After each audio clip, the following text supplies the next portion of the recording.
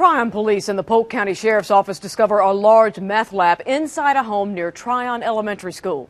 News 13's Evan Donovan was there as hazmat crews removed chemicals and equipment from that house. Evan tells us why this kind of bust is so rare. The Polk County Sheriff tells us when they arrived on scene at this home on Hidden Hill Lane in Tryon yesterday afternoon, they walked in to discover large quantities of chemicals used to make methamphetamine, including a batch in mid-production. The sheriff says this is a red phosphorus lab, a rare type of find, and says it's only the 5th such lab that's been discovered in North Carolina this year.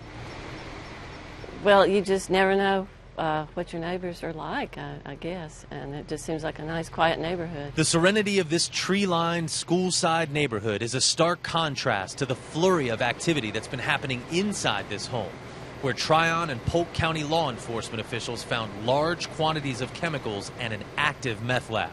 Tina Neville lives across the street. It's just a quiet little neighborhood that we go out and walk around and just seem like good neighbors.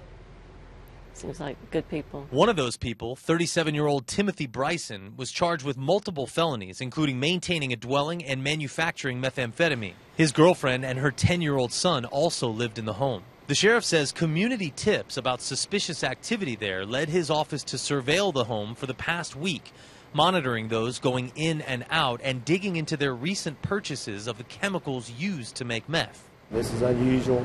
I think this will be our first one that we've discovered here in Polk County. It's not your typical shake and bake type deal.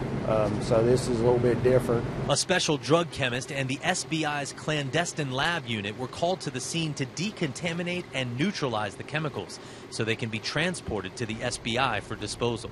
The sheriff tells us that 10-year-old boy who lived inside this home has been released into the custody of DSS and is doing just fine after evaluation. He does have asthma and suffered some issues as a result of all of the chemicals inside the home, but the sheriff says that he should recover just fine.